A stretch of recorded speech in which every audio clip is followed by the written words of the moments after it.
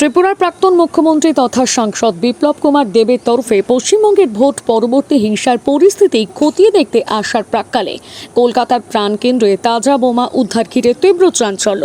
বিজেপির কেন্দ্রীয় প্রতিনিধি দলটির কিছুক্ষণের মধ্যেই সেখানে পৌঁছানোর কথা ছিল। ঘটনায় তোলপাড় মহেশ্বরী ভবন এলাকা সহ গোটা পশ্চিমবঙ্গ। ইতিমধ্যে ঘটনাটির পরিপ্রেক্ষিতে তীব্র নিন্দা জানিয়েছে পশ্চিমবঙ্গ রাজ্য মিডিয়ার কো ইনচার্জ কালীচরণ সাহা।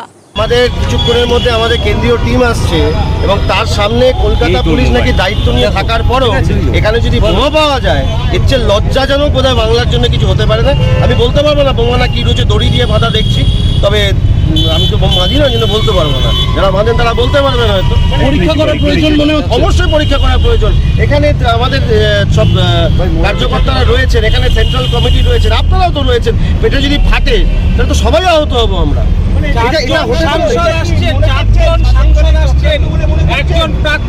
দেখুন, অন্তত কেউ যে আমাদের ভালোবেসে করেনি সেটুকুনি তো বুঝতে পারি। কেউ যে আমাদের ভালোবেসেটা রাখেনি সেটা তো অন্তত বুঝতে পারি। কে রেখেছে না রেখেছে সেটা দেখার দায়িত্ব সম্পূর্ণরূপে কলকাতা পুলিশের। তারা কলকাতা পুলিশ এখানে দায়িত্ব নিয়ে তারা এখানে রয়েছেন। তারা এখানে যখন প্রোটেকশনের দায়িত্ব রয়েছেন, এখানে সিসিটিভি ক্যামেরা রয়েছে, they should look into it. আর this kind of nonsense can not be tolerated. এটা বাংলা, এটা কলকাতা। ভর দুপুরে এখানে দাঁড়িয়ে বোম পাওয়া যাচ্ছে সেন্ট্রাল এভিনিউর রাস্তা থেকে। এ কোন বাংলায় বাস করছি আমরা? কিছুক্ষণ পরে কেন্দ্রীয় দল আসবে এখানে। কিছুক্ষণ পরে এক্ষুনি তারা ইতিমধ্যে কলকাতা এয়ারপোর্ট থেকে রওনাও দিয়ে দিয়েছে।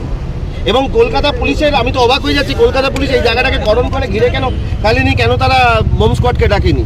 ঘিরে ঠাসা সেন্ট্রাল এভিনিউর উপরে, মানে যখন তখন যে কোনো বিপদে যে কোনো কেউ হতে পারে, মানে আমার আপনার সামনে এখানে ফাটতে পারে। এটা বোম কি বোম না সেটা তো বোম স্কোয়াডকে দেখতে হবে, সেটা কলকাতা পুলিশকে দেখতে হবে।